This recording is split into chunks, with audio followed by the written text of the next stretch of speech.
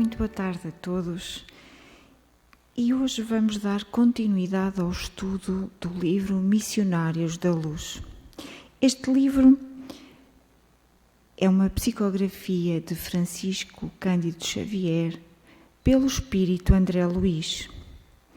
Quem conhece ou quem já viu o filme Nosso Lar, é mais simples de nós tentarmos adequar as personagens que aqui vão ser faladas com a visualização que nós temos do filme, porque quando nós lemos um livro, nós imaginamos à nossa forma, cada um tem a sua ideia daquilo que lê, enquanto que nós vendo uma imagem, a partir daí nós desenvolvemos todo o nosso conhecimento através daquele padrão, daquela imagem. Além do filme do Nosso Lar ser uma ferramenta muito importante para nós percebermos como funciona a vida espiritual, também depois nos dá esta abertura para estes livros que são da coletânea do livro Nosso Lar. Então hoje vamos estudar o capítulo 15, 16 e 17. O capítulo 15, Fracasso, André Luiz vai narrar o caso Volpiri. O caso Volpiri é que tinha a sua mãe Cesarina e ela estava grávida. Estava grávida de Volpiri. Volpiri aqui é um espírito que está num processo de reencarnação, mas já na fase gestacional, em que está no ventre da mãe.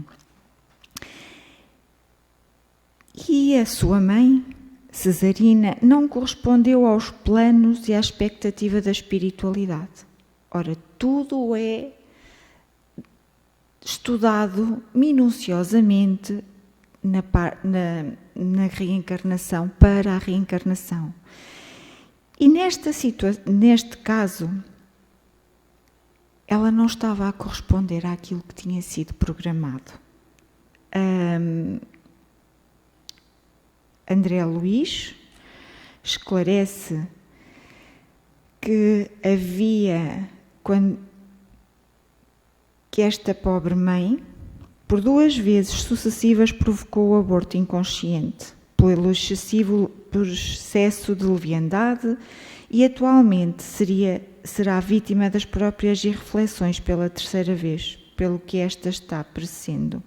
A espiritualidade ofereceu um socorro.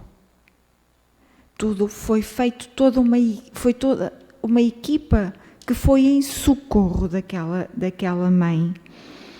Mas ela, a infeliz, deixou-se empolgar pela ideia de gozar a vida e, junto dela, se aproximaram desencarnados da pior espécie, que para executar esses planos sombrios separaram do próprio companheiro, do pai de Volpiri, e estavam ansiosos por lhe colocarem no coração as emoções mais baixas. Ora, esta mulher grávida queria gozar a vida. Isto é, não tinha a melhor conduta. Gozar a vida no sentido da materialidade, da futilidade. Então, como ela baixou a energia dela, quem se aproximou dela foram espíritos que estavam entregues ao mal. E então, Volpini, a entidade que iria reencarnar, atingiu o 7º mês de gestação de forma física e na noite próxima seria decisiva para ele, Os espíritos encarregados da reencarnação dele estão preocupados e alertas no sentido de evitar certas extravagâncias da futura mãe. Entretanto, sabem que dificilmente serão atendidos por ela. Por outro lado, o corpo fetal não se encontra em condições de suportar novos desequilíbrios e se a pobrezinha não despertar para o dever, ainda hoje terá uma terceira falha lamentável em sua vida física. À noite daquele dia, André e os espíritos responsáveis pela reencarnação de Volpini chegavam ao lar de Cesarina. Penetraram num aposento bem mobilado onde estavam 3 entidades desencarnadas, de horrenda figura que, em virtude do baixo padrão vibratório, não conseguem perceber, nem ver André e os seus companheiros.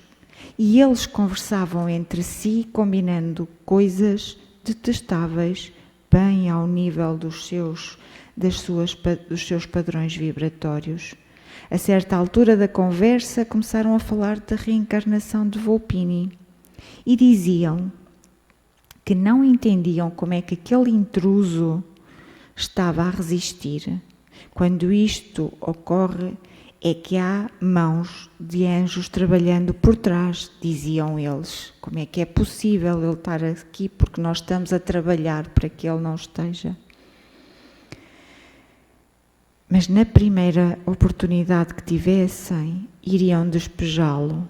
O mais cruel deles dizia: veremos quem pode mais. Cesarina já nos pertence 90%. Atenda aos nossos propósitos, nada de um filho intruso em nossos planos. É preciso combatê-lo até ao fim. Esses espíritos baixos diziam que se a criança nascesse, Cesarina estaria voltada para o filho, passando a depositar todo o seu amor nele e fugiria ao controle deles. E em seguida o marido voltaria, acabando toda a influência que eles exerciam sobre ela. Achavam que já haviam vencido 2 vezes, nos 2 abortos anteriores, novamente teriam a vitória. Já neste novo quadro, passamos a observar grandes diferenças em relação à Raquel. A Raquel, caso estudado anteriormente, enquanto no reencarne de Segismundo, o aposento de Raquel e Adelino mantinha-se iluminado e protegido e recebia a visita de inúmeras entidades para visitá-los durante a gestação. Aqui, neste caso de Volpini, vemos um aposento completamente desguarnecido de defesas magnéticas e nem existe qualquer visita de espíritos mais elevados. Pelo contrário, tem entidades do mais baixo nível residentes naquele local.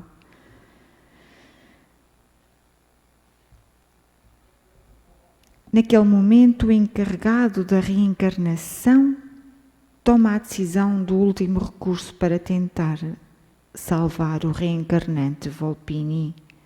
Entra, seguido de uma senhora idosa, em casa de Cesarina. Era a Francisca, a qual era a dona da casa e a velha amiga da Cesarina, e tem sensibilidade suficiente para receber a influência dos espíritos elevados ali presentes. E ela coloca a mão sobre a fronte dela e faz com que ela comece a dar conselhos. Começa dizendo que lhe acolhera ela como uma filha e que no estado em que ela se encontra, grávida, não deveria frequentar os lugares onde ela ia frequentemente, que o seu esposo era bom e poderiam se reconciliar, que deveria afastar de certas amizades menos dignas. E no mesmo instante, uma das entidades inferiores abraçou-se a Cesarina e esta, portanto, Cesarina, com a influência do espírito baixo que ali se encontrava,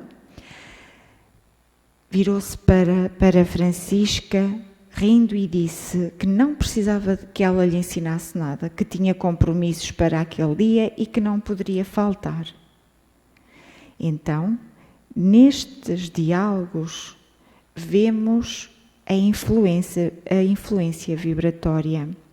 Quando estamos sintonizados para o bem, isto é, quando nós estamos num plano vibratório mais alto, quem se chega a nós são os espíritos de bem, transpirando amor, paz, equilíbrio, e recebemos o abraço de entidades boas. Mas no desequilíbrio, vimos o que pode acontecer através de Cesarina. Um abraço de um urso na realidade. Durante 2 horas, Francisca fala a Cesarina palavras que recebia sobre a influenciação da espiritualidade. A espiritualidade estava ali, amiga, para ajudar. E usou esta senhora, esta mulher, Francisca, para que ela verbalizasse estas palavras de paz, de amor, de bons conselhos para que Cesarina ainda pudesse mudar. Mas ela permanecia naquela atitude negativa sob a influência da espiritualidade de baixa frequência.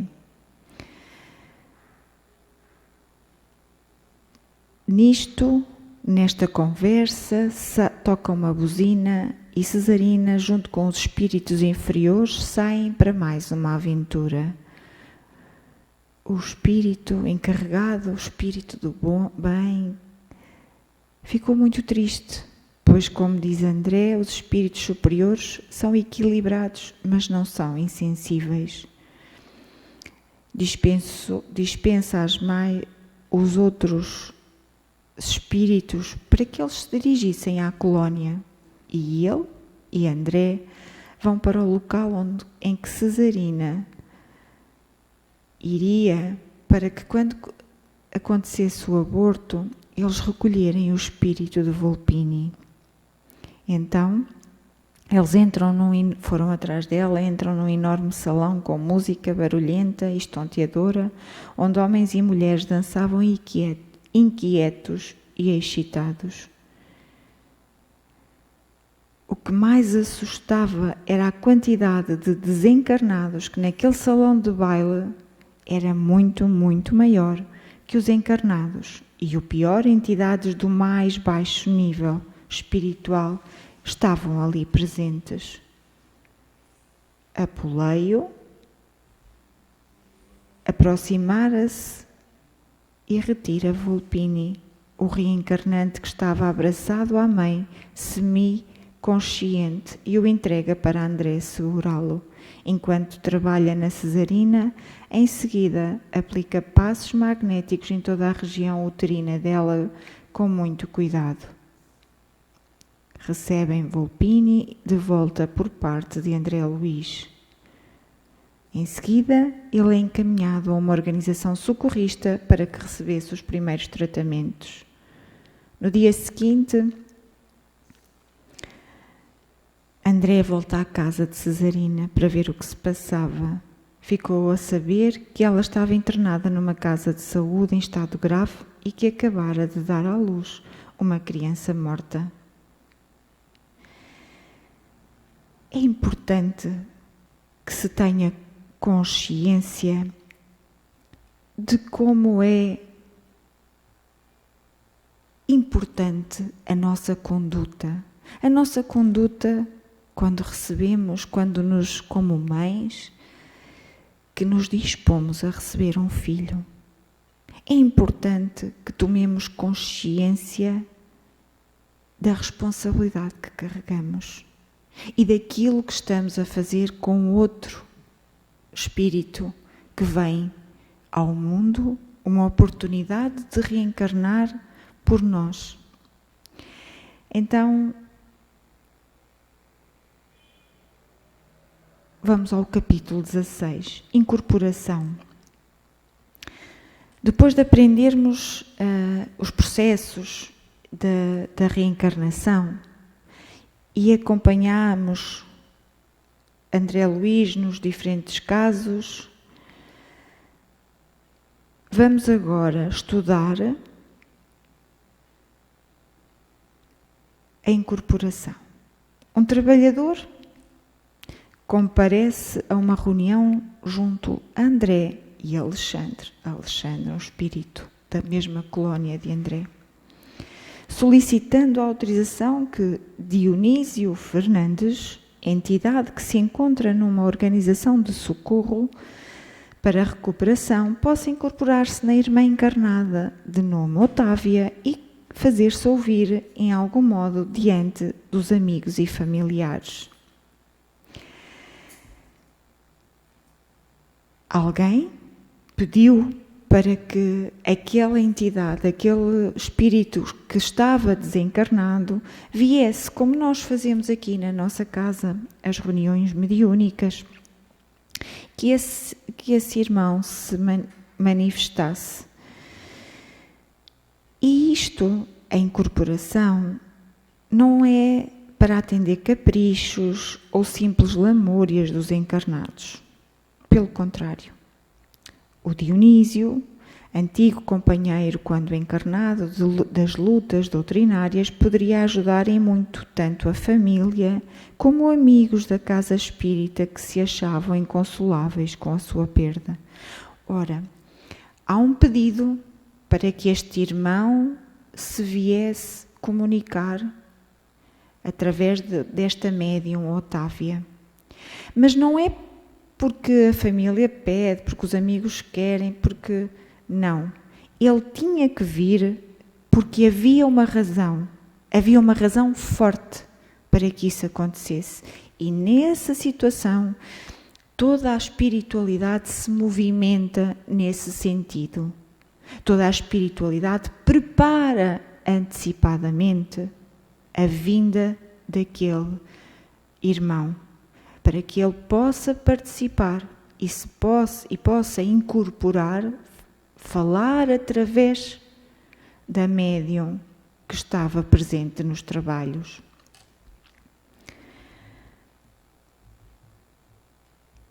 E portanto, Alexandre atendeu a esse pedido, concedeu a autorização com caráter de aprendizado e na noite seguinte, pessoalmente, trará Dionísio para a incorporação.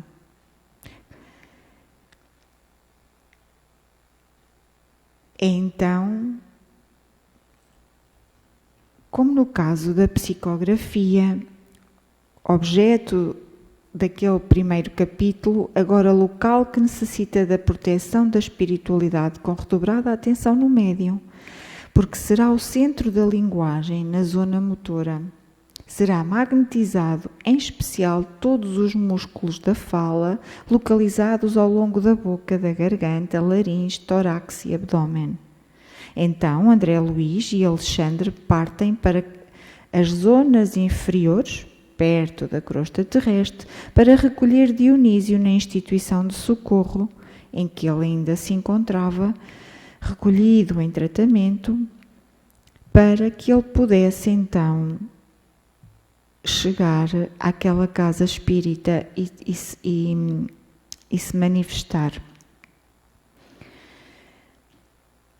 Então, para que isto aconteça, é preciso que haja regras. E haja regras do grupo de encarnados que o via receber. Temos que saber, Otávia, a médium, possivelmente terá dificuldade para conhecer as particularidades técnicas de identificação do comunicante diante das exigências dos irmãos que estão ali presentes na reunião. Ou seja, nem todos estarão convencidos. Alguns vão querer ouvir palavras próprias que só Dionísio falava, outros seu timbre de voz, outros seu antigo modo de se expressar, irónico, cômico, sério, ou seja lá como fosse. Dionísio entende as instruções, porém algo desapontado, mas logo conclui que agora no mundo espiritual é o mundo da verdade e não devemos faltar a ela. Ele mesmo reconhece que muitas vezes recebeu comunicações, através de Otávia, quando encarnado com prevenções, e algumas se achava vítima de mistificações. Neste processo, Dionísio, como eu disse, tudo é preparado antecipadamente. Então Dionísio foi conduzido horas antes dos trabalhos para a ambientação e preparação para aquilo que se iria realizar, para que fizesse orações concentrando-se sobre o assunto. Então, há de facto esta facilidade da espiritualidade dos nossos amigos, dos nossos familiares, dos nossos amores, se virem comunicar. Mas quando eles vêm comunicar, não é porque nós assim o desejamos de uma forma leviana, mas porque é importante para a nossa evolução, é importante para que isso possa acontecer. E Jesus e a espiritualidade prepara isto. A nossa médium, os nossos médiuns desta casa que recebem os espíritos, ao dia das reuniões mediúnicas, durante o dia já sentem as aproximações. É um dia que procuram ter tranquilo, preparando-se, orando, para que depois possam receber dignamente essas comunicações que serão muito importantes para nós como encarnados.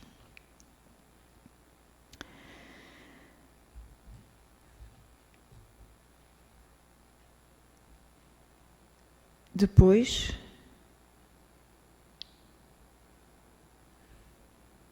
quando isto acontece, quando a comunicação se faz, os próprios filhos dele ficaram na dúvida. O mais velho achava que, se fosse o pai, teria falado da difícil situação financeira da família. Já o outro dizia que o pai não respondeu às suas interrogações íntimas e nem demonstrou o carinho devido aos filhos. Alguém discursava como o nosso querido padre Quevedo, achando que todas as comunicações são de subconsciente e que Otávia conhecia toda a vida de Dionísio e nada provara com a comunicação. Outros achavam que a comunicação tinha sido de mistificadores, pois nada acrescentara de ensinamentos para eles. E André Luís ficou decepcionado com estes encarnados que não entendem aquilo que nos rodeia e que não entenderam naquela hora a comunicação de Dionísio.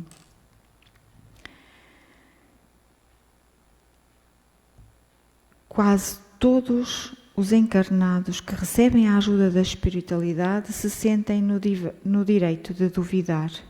O que é raro é surgir algum companheiro que sinta com o dever de ajudar a espiritualidade. É de facto, neste capítulo da incorporação,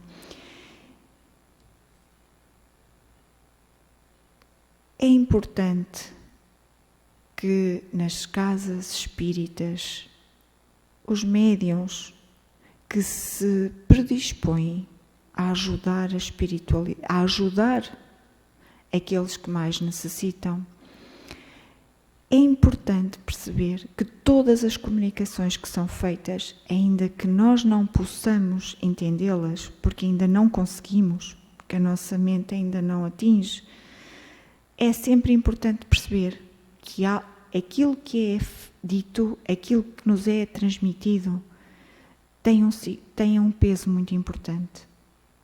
E nunca duvidar. Claro, nunca duvidar em sítios, em médiuns sérios e casas de pessoas de bem, porque claro que nós temos que ter sempre por a dúvida quando não conhecemos. Mas quando a espiritualidade nos proporciona essas mensagens, é porque de facto elas são importantes para alguém e não para caprichos, somente para nos fazer dizer aquilo que nós queremos ouvir. E no capítulo 17 da doutrinação, André Luiz e Alexandre, que era o seu mentor no plano espiritual e que lhe acompanhou nestas visitas terrenas, recebem então uma alma que precisava, vem pedir ajuda para o seu filho Marinho, através da doutrinação. Este filho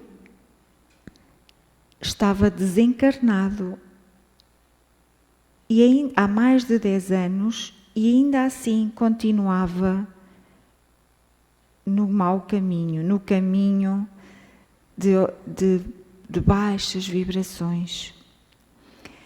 E esta mãe pedia por ele. Então, o que é que ela pedia?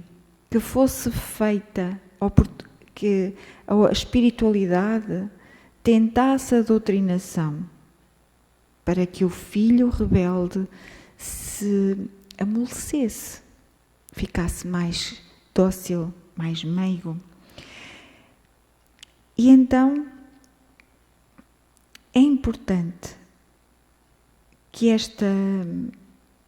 nesta situação, que os humanos, a doutrinação pode ser só feita pelo plano espiritual, mas se tiver a influência do plano físico, dos médiuns encarnados, em termos de magnetismo, tem outra intensidade para ajudar este irmão que se encontrava perdido na vida espiritual.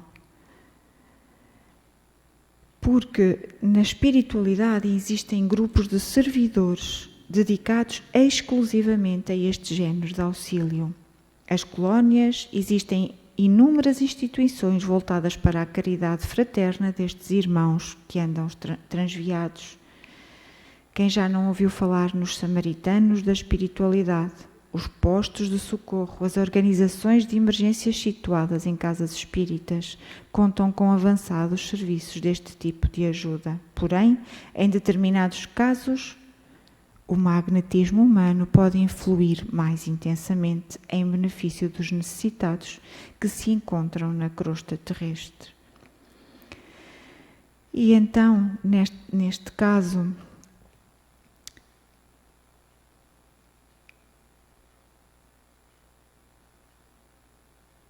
ele incorpora em Otávia e a médium da conhecida dos capítulos já anteriores. E junto de Otávia permanecia um instrutor de elevada hierarquia. Portanto, estava o médium e ao lado do médium estava um irmão que doutrinava, que conversava com o espírito que estava ali incorporado. Este doutrinador, ele tinha de facto uma conduta correta, podia dar o exemplo e daí sim ele consegue chegar a Marinho de uma forma diferente. Ele começa a falar para ele, a dizer que entendia o facto de ele estar a sofrer, que estava sem esperanças, o desencanto da vida e que gostaria de ajudá-lo. Mas Marinho diz que prometeram para ele na terra um céu aberto aos padres e cheio de poder. Mas, porém, ele só encontrou situações opostas, só humilhações e angústia. A mãe abraçava fortemente este filho envolvendo no seu magnetismo maternal, enquanto Necésio falava sobre as vantagens de eles se reunirem imediatamente para a ajuda no plano maior. Abraçou Marinho e todos juntos penetravam imediatamente na sala de oração e trabalhos espirituais desta casa espírita.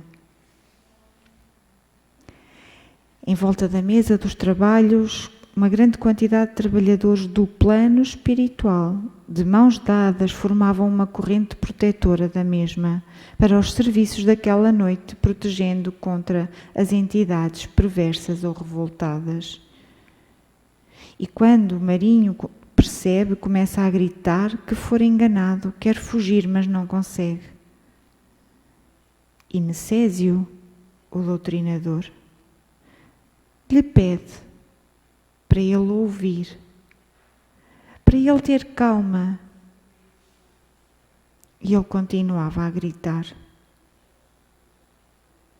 E ele perguntou: quem é que pediu este socorro para mim? Eles lhe disseram: foi a sua mãe. E Marinho coloca as mãos no rosto e começa a chorar muito. Então, neste capítulo 17 e nesta história que André Luiz vive aqui numa casa espírita, no plano material, é importante perceber como o trabalho em